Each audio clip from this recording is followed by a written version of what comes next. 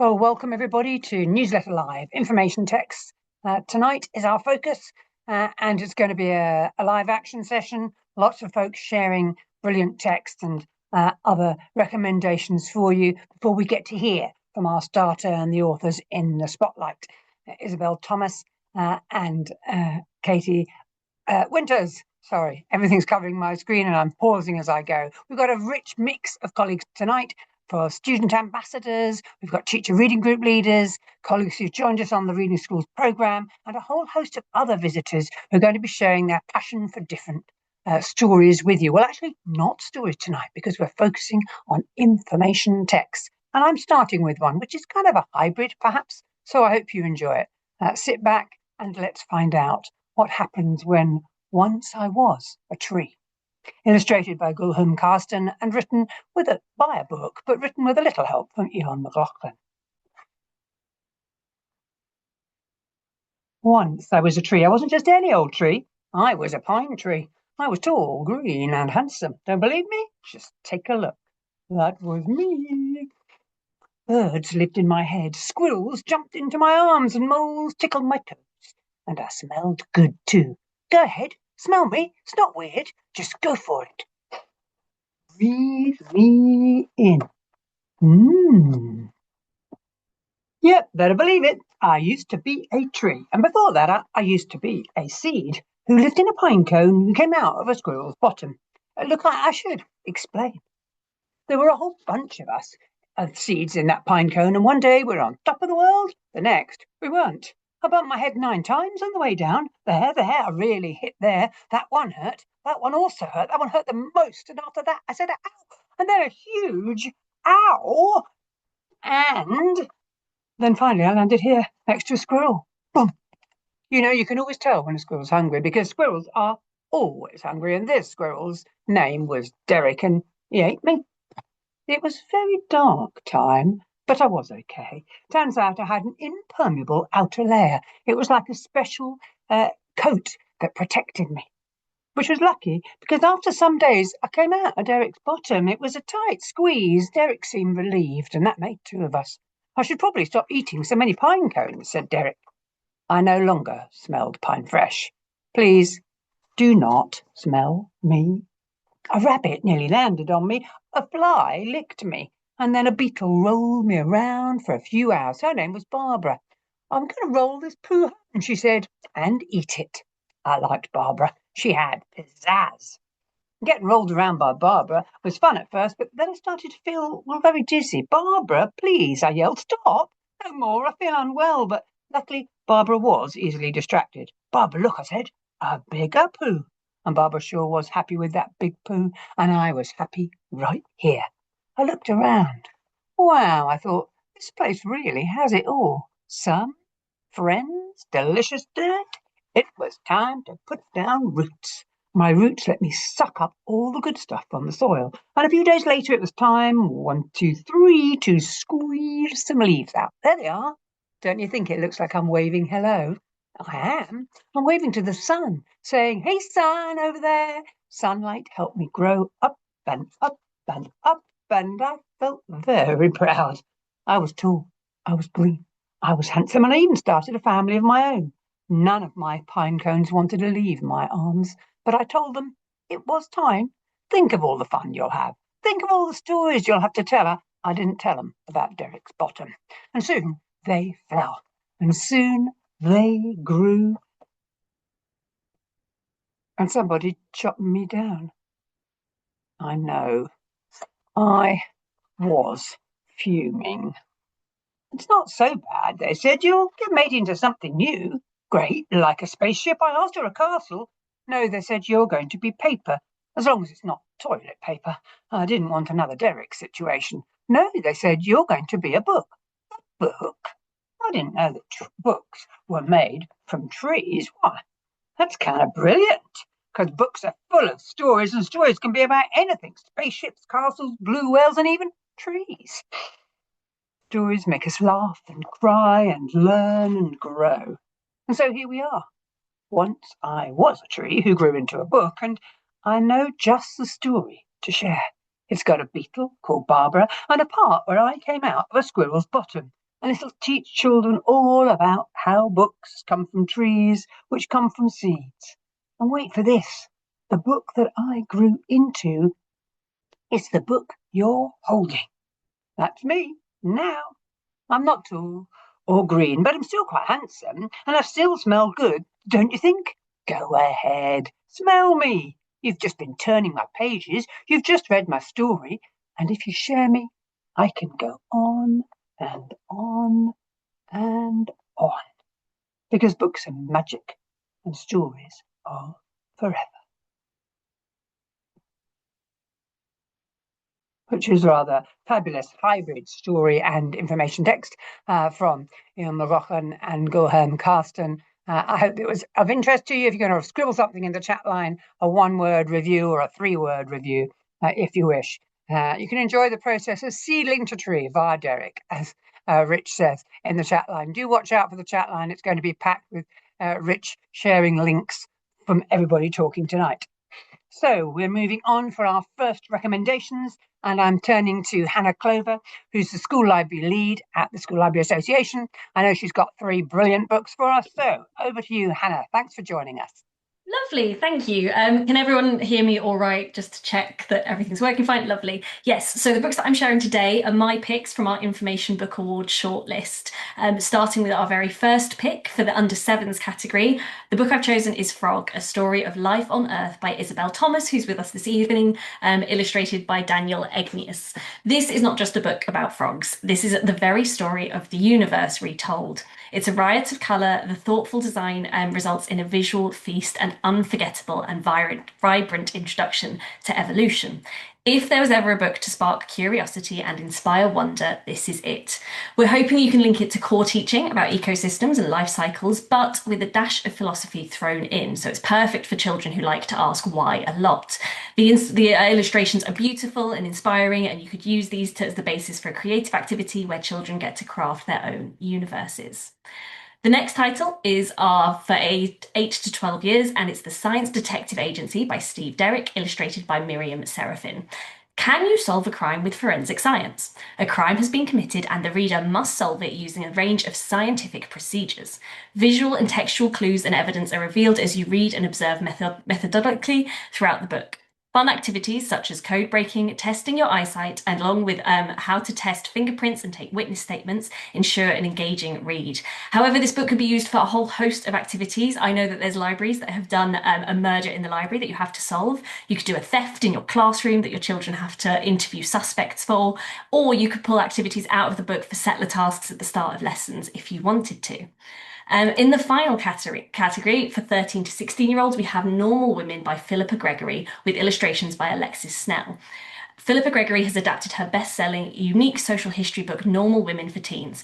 Relating stories from the past 900 years that are missing from the traditional history, this book puts women at the front and centre. From pirates and highwaywomen to nuns and artists, it tells the story of women who are normal but not ordinary.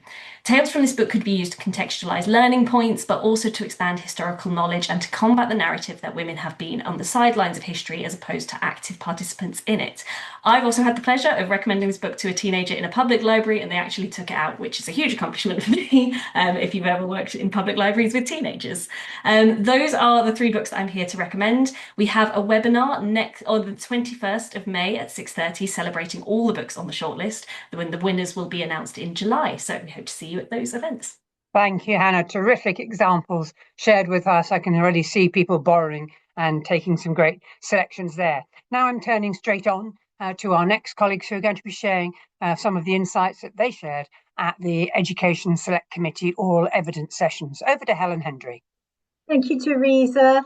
So in our Open University Early Years Literacy submission to the Reading for Pleasure inquiry, we highlighted the research that exists around the importance of interactive shared book reading. I think Debbie's going to show us the next slide. You can see my colleagues from the group here. These are the key areas that we discussed. So we talked about the importance of children having a choice of what to read, which I'm sure won't be a surprise to you. And that, of course, may include information texts in that range. We talked about interactive shared book reading being so important because children get the opportunity to lead the chat, direct questions, and have a real sense of ownership around the interactions related to reading. We also shared with the inquiry committee the value of hearing the same story read over and over again, which comes from a lot of research showing how much children like to hear the same familiar stories and other texts in different contexts. And they're getting more about it in terms of understanding and vocabulary as they engage with it in different places. And of course, the importance of culturally relevant reading was something we highlighted, texts that represent children and their lives that they can relate to. And all of this, we pointed out to the committee, is based on the need to have skill and sensitivity in supporting interactions with children around texts.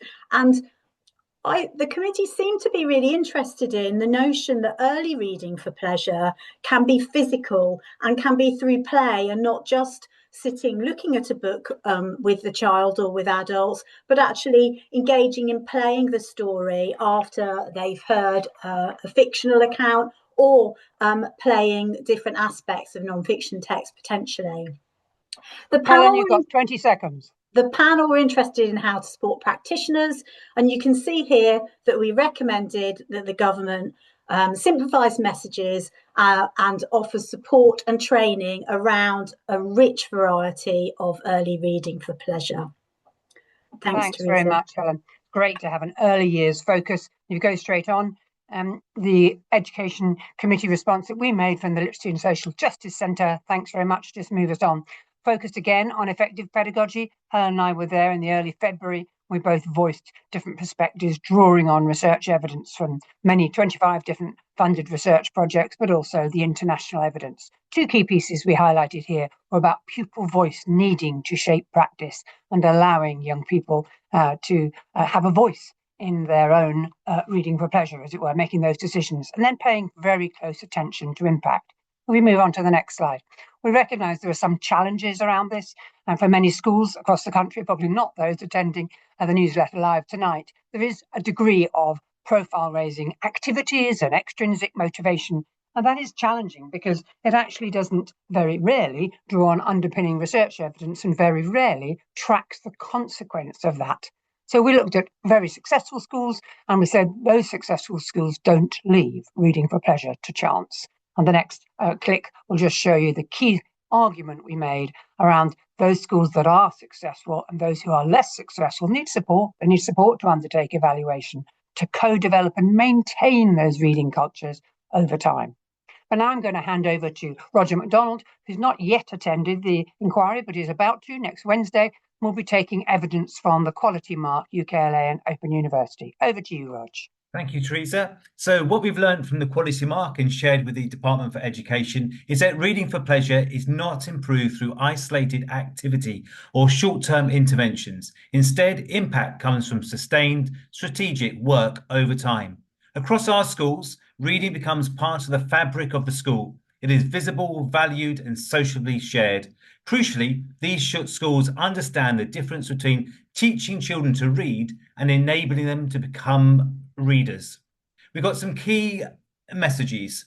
First, on the next slide. First, leadership drives sustained reading cultures. In the strongest of our schools, reading for pleasure is a long-term priority, embedded in development, planning, and resourced accordingly. Secondly, teacher knowledge and understanding is at the heart of impact. When teachers know children's texts and know their children, they make better suggestions, building stronger relationships and shape more engaged reading behaviours. Third, time, talk and choice are vital. Children read more when schools protect time for independent reading, enabling genuine choice and create regular opportunities to talk about books informally. Fourth, reading is social. The most successful of our schools created communities of readers through shared texts, peer recommendations, and environments where reading is visible and valued. Finally, impact must be evidenced, not assumed. One of the most transformative aspects of the Quality Mark is that schools are required to ask, how do we know this is working? On the final slide, we have implications for policy. There's a few of these. Investment is needed in teachers' knowledge and understanding of texts. And also, we would like to encourage reading for pleasure to be embedded more explicitly within teacher education and early career development. Thank you. Thank you, Roger, for sharing that. Really importantly, highlighting about impact, which is what we want to talk about from our Reading Schools programme. I'm just going to change over the spotlights. There we go. Thank you. The Reading Schools programme has been running successfully since 2017, supporting both primary and secondary schools to develop those strong, sustainable reading cultures. Over the course of a year, the schools work strategically with us to build staff knowledge, strengthen their reading communities, and create conditions where reading for pleasure becomes visible, social, and valued. The impact from our graduate schools has been really powerful, from increased engagement and motivation to stronger reading identities, richer book talk, and young people who see reading as something that belongs to them. So if you want to find out more, do take a look on the website. We have our final primary briefing coming up next week. But it's my absolute pleasure to introduce you now to one of our Reading Schools graduates, Victoria Evans from Dean Bank, who is the English leader. She's completed the Reading Schools programme and our Strengthening and Sustaining programme, and she's now leading a TRG. She also was our top text for April 26, if you want to see those on our website. So I'm going to hand over to Victoria just to tell us a little bit about what she's been doing at Dean Bank. If I can find Victoria, where's she gone? Say something, Victoria, and you'll pop up. Hello. Gotcha. Thank you, Debbie. So I work in a school where 76% of our pupils are eligible for pupil premium. Historically, parental engagement at our school was very low, and it sat around typically that 20%. For many families, the perception was that reading was primarily the school's responsibility rather than something that should be nurtured at home. So when we began working with the Open University through the Reading Schools programme, we were going all in to address this parental engagement. However, one of the most valuable pieces of guidance we got, especially from Debbie, was to focus first on developing the staff knowledge and pedagogy. The rationale for this was clear. If we could nurture those volitional readers in school, this would naturally influence the reading behaviours at home. So we were supported to create a clear, evidence-informed action plan, focusing initially on book talk and staff knowledge of children's literature. At the same time, we were careful not to treat parental engagement as an afterthought. So instead of one-off events, we aligned all parent-facing opportunities with the action plan we'd created. So in link to book talk, we introduced termly book tasting events, and attendance at these grew steadily. And by the end of that year, our whole school booknic reached 96% attendance from parents. Building on this success, parental engagement became the central focus of our action plan. What made the difference was the clarity and structure we had developed through the Reading Schools programme. We knew gathering baseline data would be so important to understand the barriers and then work with parents in partnership to address them. As a result, we have not only increased the attendance, but seen a genuine shift in the attitudes and behaviours of our parents.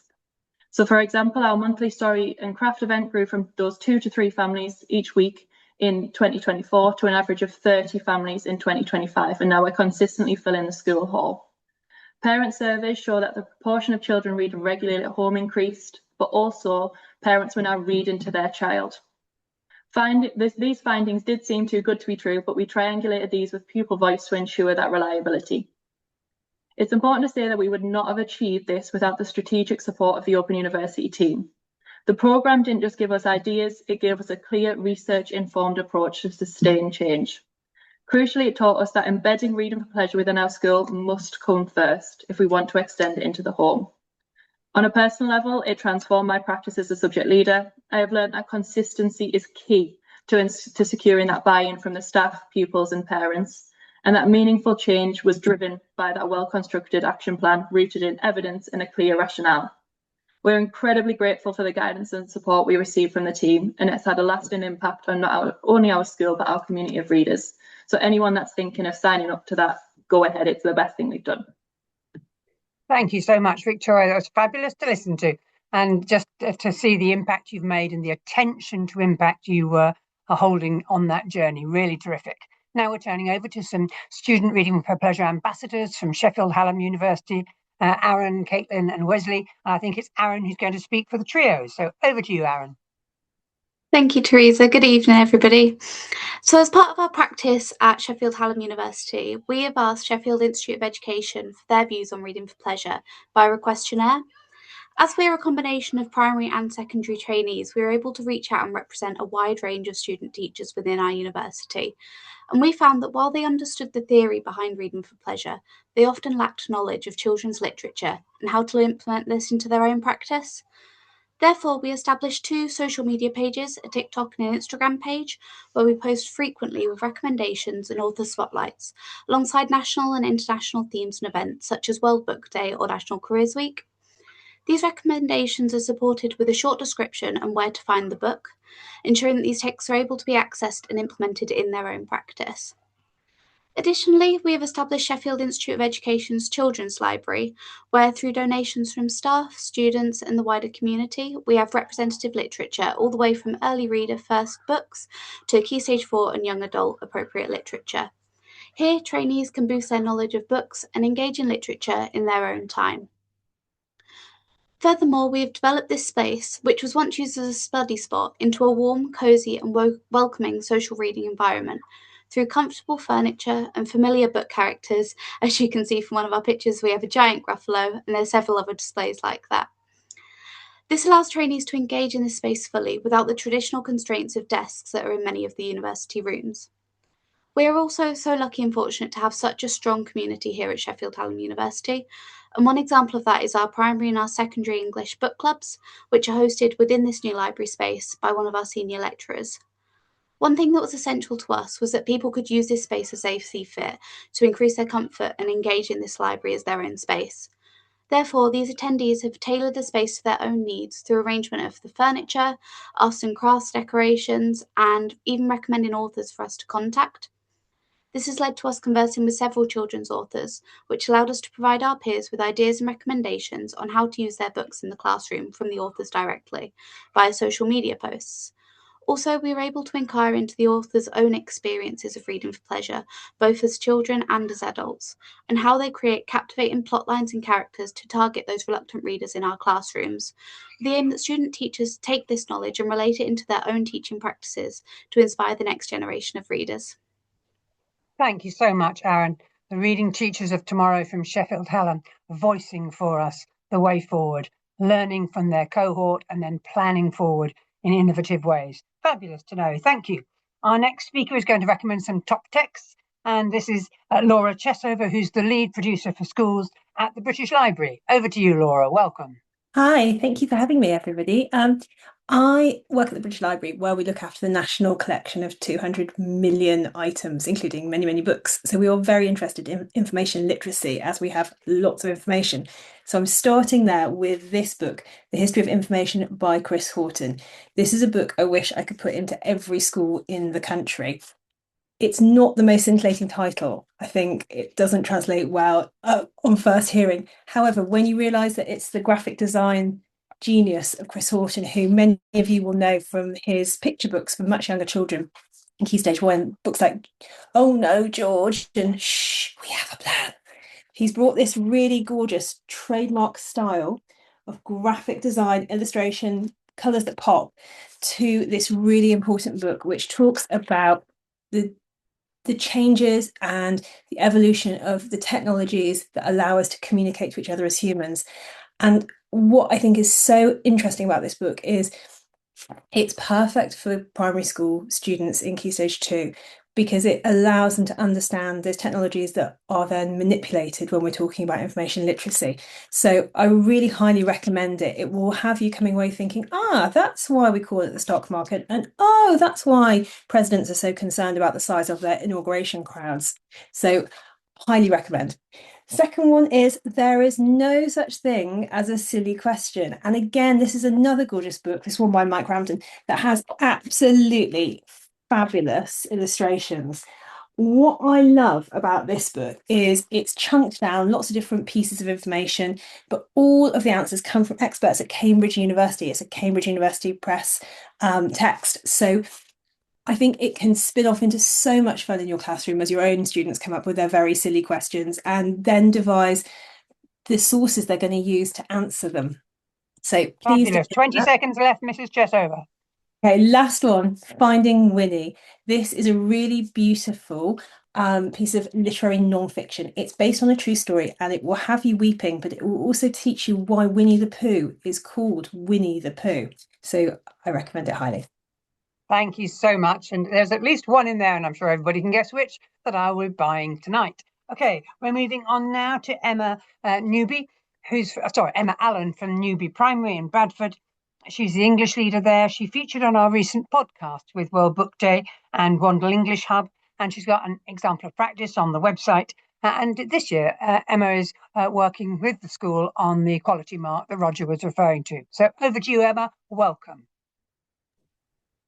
Thank you, Teresa. Yes, so I'm going to talk about how we have used teachers as readers to really boost our reading for pleasure at Newby. Because at Newby, we believe that developing a culture of reading begins with us, the teachers. And I say teachers as a wide comment, from the office staff to head teachers, all encompassed in that. If we want to see children as themselves as readers, we need them to see adults who are authentic and enthusiastic readers too. One of the ways we've embedded this is by ensuring teachers have read all the year group reading spine books. This means that when children ask for recommendations, they're met with thoughtful, informed suggestions by adults who genuinely know and value those texts too. This expectation is formalised in our teacher appraisal cycle too, reinforcing that reading is a key part of our professional identity. The impact is clear. Children are more likely to follow the recommendations given by adults who have knowledgeable and interested answers about the books. We've also worked hard to develop teachers' reading identity more personally. As you walk through our corridors, you'll see that this is brought to life. Displays share who we are as readers. These invite conversations with children about our reading memories, the books that have shaped us, and how those experiences have influenced our reading habits today. Teachers also share their favourite authors and genres, making meaningful and relatable, personable recommendations. Teachers can share what they're currently reading too, opening that informal book talk, not just within your classroom, but across our whole school community.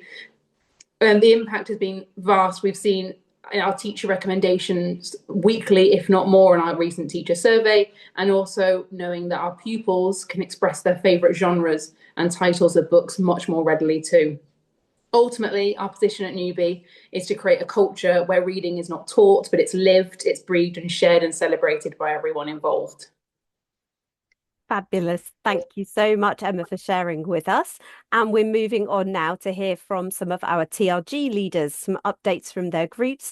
Just if you're joining us and you don't know what a TRG is, every year we support over 100 volunteer leaders in the Reading for Pleasure community across the UK and internationally who facilitate our UKLA OU teacher reading groups. They were first established a decade ago, bringing together local educators to explore the research and classroom practice. Where our Reading Schools programme is an offer that focuses on the whole school strategic development, a teachers' reading group is a space for reflection and discussion amongst those individual teachers and others interested in building reading for pleasure.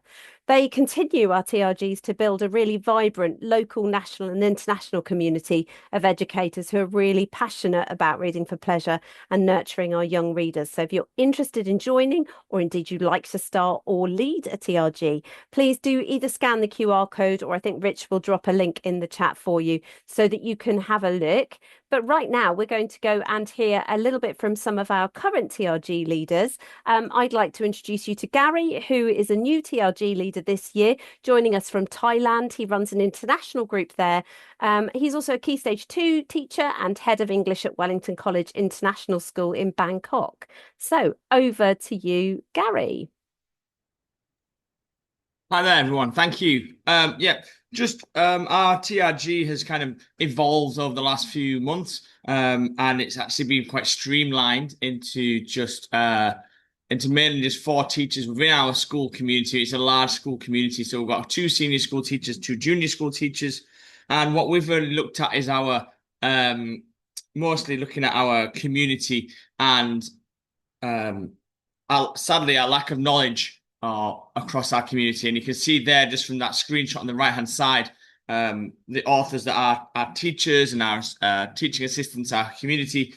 It's predominantly, well, it's all when we did a survey, it proved there's some big gaps in our in our provision for Reading for Pleasure. So what we've done there is we've taken that information and we've actually looked at how we can develop our community as readers, not just teachers, support staff, across the entire, and especially staff across our little community that we have there. So we've been doing lots of great modelling. We've been trying to grow the actual understanding with our teachers in our spheres of influence, especially in our year 5 and 6 communities. That's where we've really struggled mostly.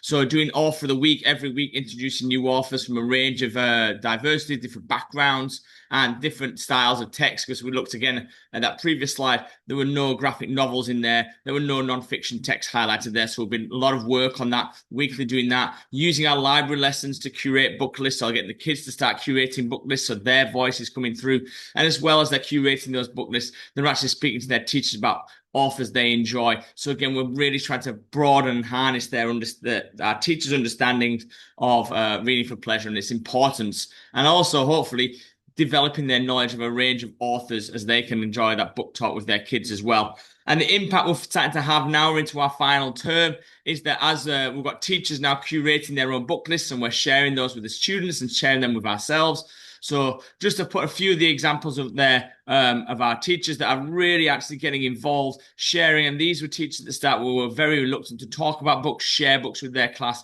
and now it's actually in our year 5 and 6 communities absolutely thriving. And you can see that with the kids and their book choices, and actually their library lessons are now spent mostly asking the teacher, what do you recommend? And teachers just walking up and down the library, finding graphic novels, they're finding non-fiction books, they're finding a range of fiction books. So Reading for Pleasure in our little community in our sphere of influence is growing, and hopefully it will grow into our year 3, 4, year 1 and 2, and into our senior school community as well. Fantastic, Gary. Thank you. Thanks for sharing with us. And also, it's so nice to hear about examples starting from, quite a low base point. You're going to see really great impact, aren't you? And it's fantastic to hear about that and how your TRG is going to grow. So thank you very much. We're going to pass over now to Kerry, who I'm pleased to introduce next, another TRG leader. Kerry's been running her TRG in the North East for the past few years, and she's a Key Stage 2 teacher, ITT and ECT mentor at Beech Grove Primary School in Middlesbrough. Here we are, spotlight you. Over to you, Kerry. Hiya, evening. Just to say, I have the great pleasure to facilitate a mixed primary and secondary group, and I just wanted to hone in tonight on one example of an ECT who's actually in my school, but it's her second year of being part of the TRG. So she found with her year 1 class this year that there was a low return of reading books, very low parental reading engagement, and there were low book numbers from households, because as you can see, we have 72% pupil premium, and we're very embedded in a culture where reading wasn't very important to parents. Chloe has activated basically a whole system within her classroom where she's started to create enthusiasm and create community, and sharing wrapped books where the children can open one per week. If you can move on, Debbie, that would be great. They have a wrapped book once open every week, and the children really want to explore and share. This has had a knock-on effect that has increased their social reading time, and it's allowed them more social engagement. Their next step after that was then looking at modelled reading sessions with parents, which she ran initially for 5 weeks, which lasted for the last 15 minutes of the day, and the parents were invited in to listen to story, model the story, and to read to their child. And that has had a knock-on effect now of increased reading at home, increased teacher and parent interaction about reading, and increased social reading conversations. And it now feels like a real community of readers in year 1, which means that the partner class is now getting pestered by their parents asking if they will do the same. So already we've got the movement between the 2 classes and a real culture and excitement growing. And I can't wait to see what she finishes with by the end of half term. Thanks so much. That's great to hear about it, Kerry. And it's lovely to think, isn't it, that that's one teacher from within your teacher reading group, and there'll be lots of other individual teachers around the country who are beginning to make that difference too. So I'm now going to turn to our third and final top text, which is by Shelley Harvey, who's the acting principal teacher and a TRG leader in South Lanarkshire. And I know she's got some great text to share with us. So over to you, Shelley. Hi, thank you for having me. The first one I'm going to recommend tonight is the Factopia series. So I was first introduced, this is by Rose Davidson and illustrated by Andy Smith. I was first introduced to these books at one of the Open Uni conferences where they were gifted to everyone that had attended. So when I first got it, I introduced it to a non-reader in my class, one of the boys who just wasn't interested in reading for pleasure at all, and he became absolutely obsessed with the series. He particularly loved the Full Facts book, and he loved sharing his disgusting facts with me, which I didn't love quite as much. So basically, through the text you follow a trail throughout them. There's 400 in each book. There's 400 facts, and each fact is linked to the next one in some kind of weird and wonderful way. The one that I'm holding just now, this focuses particularly on extreme facts, and it starts with the fact that, did you know that the world's smallest frog could fit inside a human's belly button? And it also has really, if you can see, engaging, fantastic illustrations all through it, which is our readers really, really love in my class. There is a new one coming out in a couple of weeks, and that one's all about cute facts, if that's something that you're interested in. The next text that I have is The Polar Bear by Jenny Desmond. This was introduced to me by a fellow TRG lead, Rachel, who's used this in her infant classroom. This has the kind of appearance of a picture book, so you would assume there's a story to go alongside the book. However, when you actually open the book and read through it, it talks through a lot of interesting facts about polar bears. Inside there's absolutely stunning illustrations that would really, really engage your children when you're reading a book. It is aimed more at young readers, but I'd imagine there would also be kind of senior readers that would really enjoy it as well. Jenny Desmond also has a really, really wide range of books in the same kind of format for different animals. And the last one I've got is Graphic Novel Builder by Edward Ross. This was a UKLA Information Books category shortlist this year, so it made it into the top 6. This has been absolutely adored by my Primary 7 boys this year. I introduced it to them a couple of weeks ago, and I really had to pull it off them yesterday when I was asking for them to bring it along with me tonight. So they really, really engaged with it well. It's a kind of helpful guide to storytelling, world creating, and character development, and it's all done in a really clever comic style, but it's also got chapters, so there is a structure to it as well. I wouldn't say it's just for people that are interested in graphic novels, but for people who are just interested in creating stories in general. And that's my Great. Thank you, Shelley. That's a terrific set of recommendations, and doesn't that bear look beautiful? Well, now we've come to the main event of the evening. No put downs to anybody else who's shared, but it's so lovely to be welcoming Nikki Gamble, Kate Winters, and Isabel Thomas. Nikki's going to interview them, and I'm sure all of you in the room will know Nikki's work, and particularly at the most recent reading journey, the digital reading record, which is taking, I think, many schools by storm as they're able to track and understand more about their readers' identities. And of course, Take One Book and Reading Gladiators, great offers from Just Imagine that Nikki leads. But Nikki tonight is in another kind of seat where she's actually going to be interviewing our 2 visitors. So I'm going to hand over to you now, Nikki, and thank you for joining us. It's a real privilege to have you here. Thank you so much, Teresa. What can I say except that it's a treat to be invited to talk with 2 incredible creators of non-fiction for young readers. Both deserve very lengthy introductions, but we're going to make good use of our time and get straight into the conversation. So I'm simply going to say that I'm delighted to welcome Isabel Thomas, who is the author of a staggering 300 plus non-fiction books for children, and Kate Winter, who, like a shooting star, just burst onto our scene a few years ago with The Fossil Hunter. So both incredible creators, as I say. Now, this session is all about reading for pleasure. And I'm sure it doesn't apply to this audience, but when people talk about reading for pleasure, often they automatically think about fiction. Personally, I read as much non-fiction in my leisure time as I read fiction. And I wondered, Kate and Isabel, how reading for pleasure plays into your creation of your books. Should we start with Isabel as the OLG of the group? Thank you so much. It is such a treat to be here. I think I totally agree with what Shelley was just saying about is the sharing really of nonfiction that I see. I saw it in my own kids when they were younger, and that's finding a book where you just find something that's so amazing and so real, you just instantly want to share it with someone else. And I think that's why those sort of books that are breaking into little chunks do so well, because they immediately give you that information that you want to share. And I think it's certainly that kind of that journey of curiosity, finding out something amazing and just like bursting at the seams to share it with other people, which is what really got me into nonfiction. I actually dug out a couple of books we had at home as children, and we were only actually allowed to look at these books when Mum was with us, sitting with us, and I kind of was the same with my children, but they're amazing. So these are from the 1980s, and you open this one and it just has like the most amazing pop-ups in it, and it's all non-fiction, but it's just so incredible seeing what's inside. So I think any book that gives you that wow factor that you want to rush off and show someone else is just brilliant. Kate, the same question, but the title for our newsletter this evening is Information Texts. And I kind of wanted to extend the question by saying, isn't nonfiction more than information?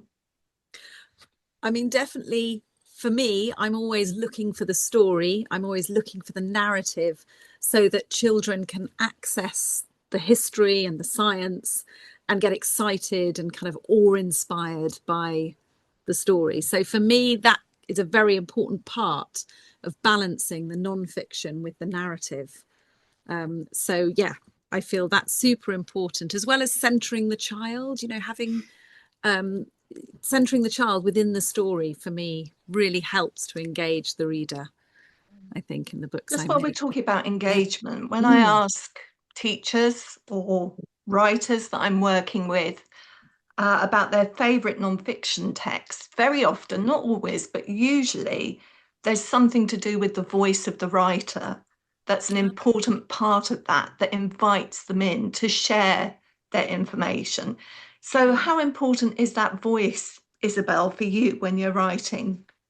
I think I have a lot of different voices which I can sort of in a way choose from, because I think every type of book is going to appeal to a different type of reader. So I think you would write different things in totally different ways. And the book I was going to share tonight, Frog, is a really good example of that. Frog is in the same series as Moth, which a lot of people recognize from teaching adaptation at primary level. And those books are written in a very kind of lyrical picture book, sharing voice. You'd sit and read it with someone else. There's only a few words on each page.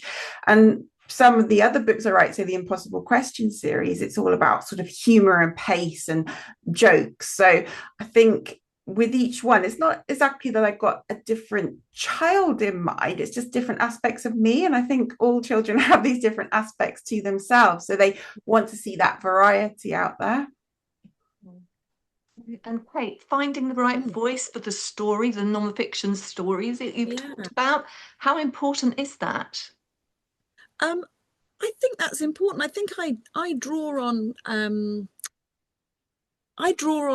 of how I might talk to my own children and how I might lead them into an idea. So, and it actually for me stems from, I mean, you're quite right, Isabel. We all have, you know, we adopt different voices depending on the story and kind of, you know, or what we're telling the children. But for me, it comes from my mum and my grandmother, who used to tell us made up stories. I mean, it was, you know, imaginative tales without a book or without pictures. But those stories, that voice actually comes to me quite a lot. And I think it's, yeah, so I do spend quite a bit of time channeling that voice. And sometimes it might be a big part of who the story's about. So with the Mary Anning book, The Fossil Hunter, there was a lot of Mary Anning's voice in that book, actually, where I felt like I wanted to explore her excitement on, you know, as she discovered things, and kind of try and bring that across to the reader so that perhaps they could really feel themselves in their shoes, if that makes sense. I'm quite sure our audience is itching to get inside these books. So what I suggested was that each of you take 4 minutes of our time, of our allotted time, to talk about one of your most recent books. So Isabel's going to give us the overview of Frog and then show us a little bit inside, and then we'll come to Kate. So Debbie, for this bit, you might just want to spotlight Isabel. Hello. I've come up really big on screen now, it's intimidating. So Frog, it was the third in the series of picture books I've done with Daniel Ignaeus, and each one sort of starts with a big topic. So Moth is about evolution and adaptation. Fox is about explaining what happens when an animal dies, sort of physically, and how its particles get recycled back into nature. And then Frog was sort of starting from a similarly big topic. And it actually began with a post-it note that my son, if I hold this up to the screen, I don't know if it's going to be legible or not, but a post-it note my son's year 1 teacher sent home in 2014 in June, to talk about a ripple effect from teaching. And it says, after a class discussion on the life cycle of a frog, Harry came over to me and said, if frogs lay eggs, where did the first frog come from? So I love kind of tackling these big questions that can make parents say to me, those kind of questions sometimes stop them in their tracks, or you might get them in class and you think, wow, how long have I got to answer this huge question? And I realized for Frog, to really say, where did the first frog come from? I needed to go back, not just to the start of kind of the evolution of tetrapods, 4-limbed animals on land, but right back to life itself. And then further back, where did the materials come from for the first living thing? Go all the way back to the beginning of Earth. But then where did Earth come from? So you go back to the sun. And then you end up back to the Big Bang and the beginning of the universe itself. So that's where I started. And over the 40 pages, we go forward to the appearance of frogs and then linking that to the child's own story. So the spread that's, thank you, Debbie, for sharing here, is about when that first living cell, so that first true living thing, appears. And it's chemicals, just like any others, rearranging themselves to form the mother of every other living thing, that first cell. And you can see Daniel's amazing artworks. You know, no one, often in science, we see these diagrams that look quite dry in textbooks. And actually, no one knows what that first cell looked like. No one knows what was happening. And he just had the most amazing imagination to create these kind of early universities of spectacular spreads where you see, you know, just the color and the amazingness of it, rather than just picturing, I don't know, sort of blank, nothing being on Earth. And it's just so beautiful. And then we go on from there, and the message of the book really is that the frog itself, if you look at where it came from, it does tell the story of the whole universe, but also the child. So the last words in the book, with the extra non-fiction spread, talks to the child themselves and says, you too are a whisper of the past, you are a wonder of the universe. So it's kind of the big picture, really. Fantastic, thank you, and thank you for keeping to time as well there. Kate, can you do as well? I hope I keep to time. So the book I'm going to talk about is my latest book, The Cave Explorer. So I've only written 2 books. One is The Fossil Hunter, which is about Mary Anning, and The Cave Explorer is about, it's the story of a young boy called Marcel and his dog Robot, who one day stumble upon a hole in the ground and they discover a cave full of prehistoric art. So these are the caves at Lascaux, and I write and I illustrate the books. So when I start making these, I often begin with image sequences or folding out. You know, with this book, I actually started with folding out of kind of discovery and trying to look behind rocks and images like that. So, and what I've found with my books is that I really like the engagement aspect of reading. So for me, that they have this story that begins, and then I'm going to show you the spread. I'm going to show you. I had to show it to you for real because it's a bit difficult to show it in an image. But it's where Marcel struck a match and lit his oil lamp. When he lifted it up, he couldn't believe what he saw in the flickering light. And we open up the bifold to the actual cave and all the images. And this happens in both books a few times, where the idea is that the child becomes the explorer. So I hope that that's a way for them to kind of step into the world and almost for their imagination to expand and to be kind of drawn into the book. So that happens on a few occasions. And there are also other ways in which I try and pull the reader in. So I, as Isabel was talking about, centering the child at the end or asking the child a question, that happens in this book too. And it feels like that can be a really good way to get the child to really imagine, what if they found something, that they didn't know what it was, what would they do? And I think I asked the question, were they just like us? Have you ever wondered what your ancestors were like? Did they paint, perform, play music, and tell stories too? So again, like Isabel, it has a kind of big theme, and the big theme is about creativity, it's about storytelling, it's about human connection. And this cave is kind of proof of that being really central to us as humans.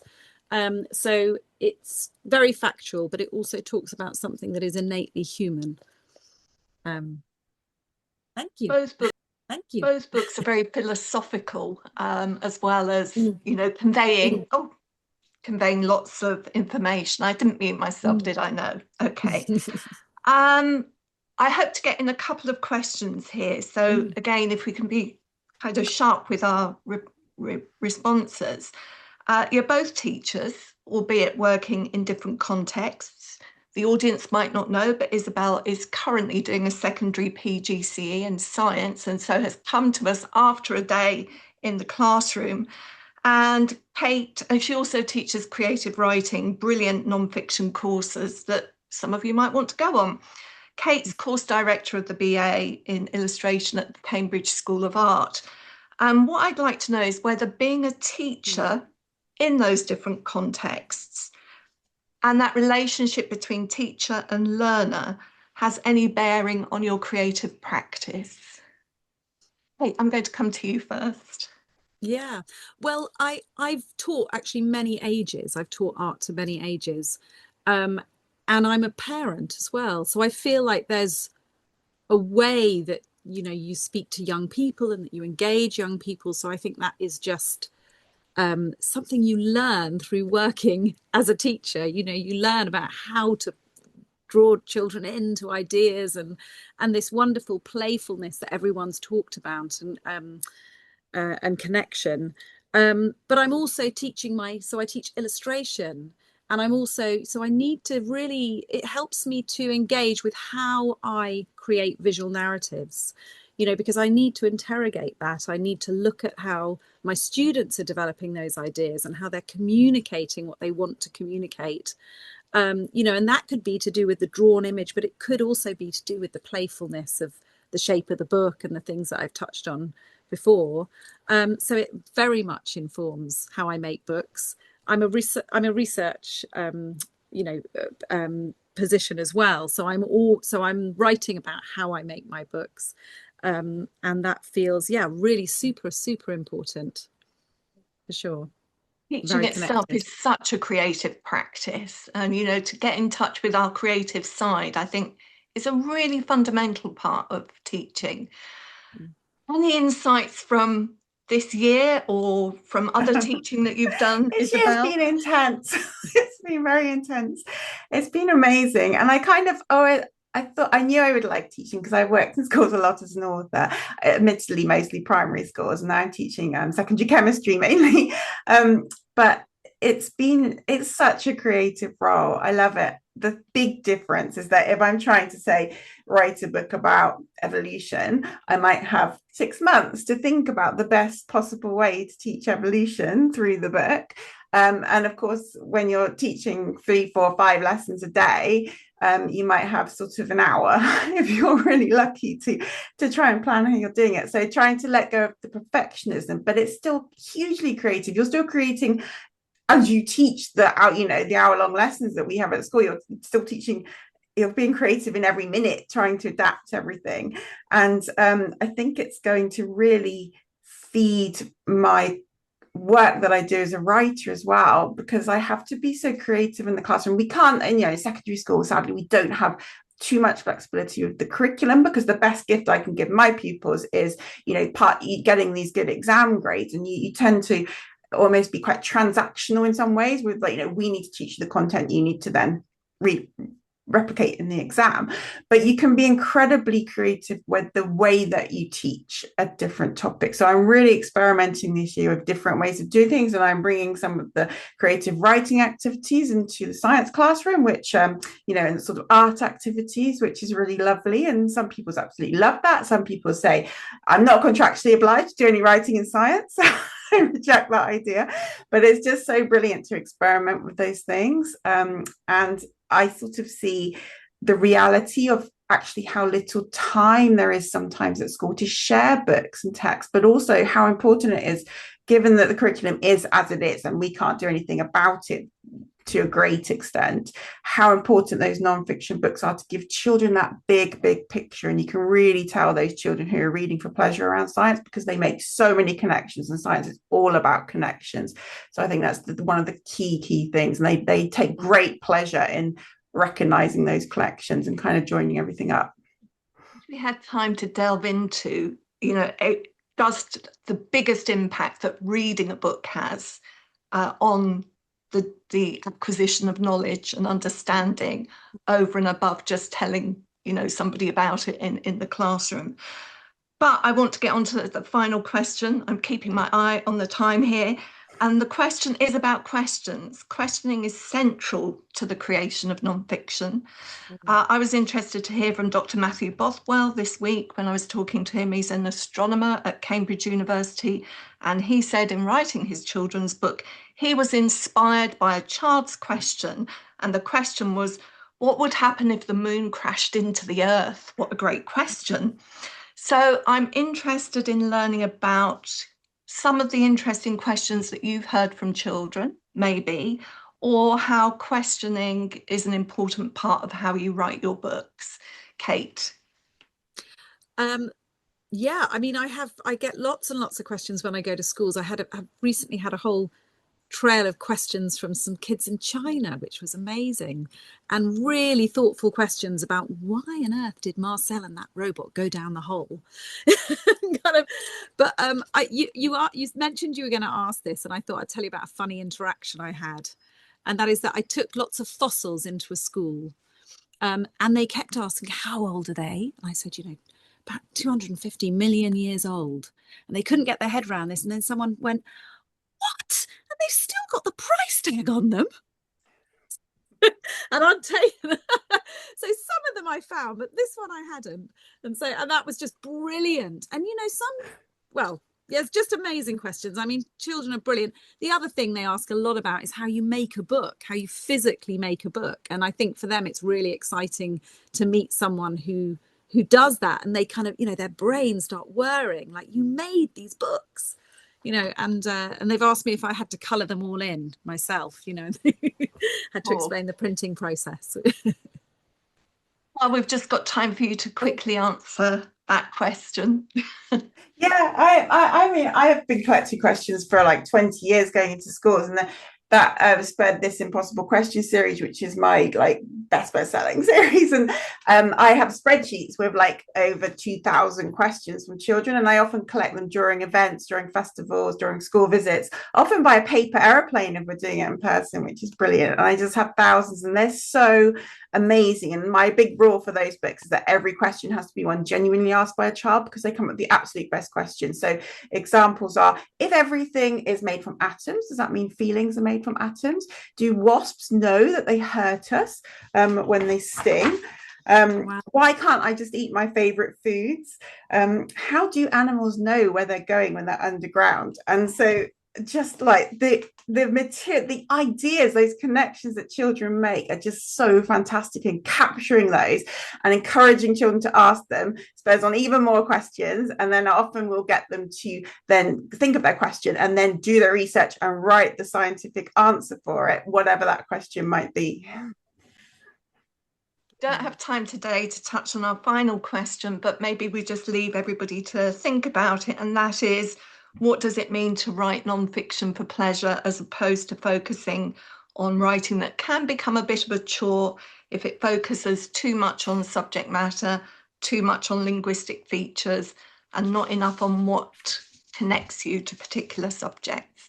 Kate and Isabel, thank you so much for that lightning tour of your work, and thank you for asking us, Teresa and Debbie. Oh, it's been absolutely fabulous. I've been sitting here making lots of notes, evidence of your passion, evidence of your creativity as teachers and as artists creating your stories, and evidence of... I'm passing over to Debbie now. She's got a few updates to close with. We've got about half a minute to go before a book wave. I've got the most slides for the evening, and I've got to Go try for and it. leave in the shortest period of time. Here we go. We've got an update just to let you know that the summer booknik materials have been updated, new menus, new books on offer, but also there will be a video coming next week from Nadia Shireen as part of the introductory materials. So do take a look.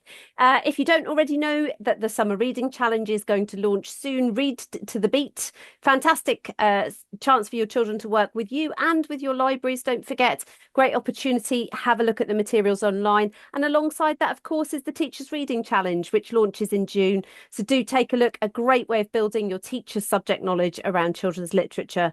If you want to share your example of practice, perhaps you'd like to try and win an award. The HarperCollins Reading for Pleasure Awards are open, and that runs across 6 different categories, whether you're an experienced teacher, an ECT, or you want to whole school or community. Please do take a look and enter. And of course, we've been contributing to the Authorify book drops. If you want something to share with your parents or possibly with teenage readers, the book drop has lots and lots of information in it. And we've been really lucky to contribute to that with Authorify. So you can download those for completely free. If you're near Glasgow and you've got time in July and would like to go along, the literacy conference there, Literacy and Education Conference, is on the 3rd and 4th of July. Take a look on their website and join, book your place. Talking of conferences, it's our conference coming up in October. We would love to see lots of you there with us in Milton Keynes on the 17th of October. It's a great day, practical workshops, keynote speakers. There'll be a fabulous keynote author. Can't tell you who it is quite yet. The RFP Awards will be announced. Lots to enjoy and to share with this community. Lots of you are here tonight will be joining us, so we hope you can. Booking will open soon on the website. But thank you very much. Teresa, over to you to finish. Well, the closing piece is to say we're going to do a book wave. So can we invite everybody? Rich has been in the chat line, and big thanks to Rich, and huge thanks to everybody who's contributed tonight, and particularly Debbie, who's put it all together. So now we're just going to take the screen down and ask everybody to get your book out and start to wave it madly, or not necessarily madly, but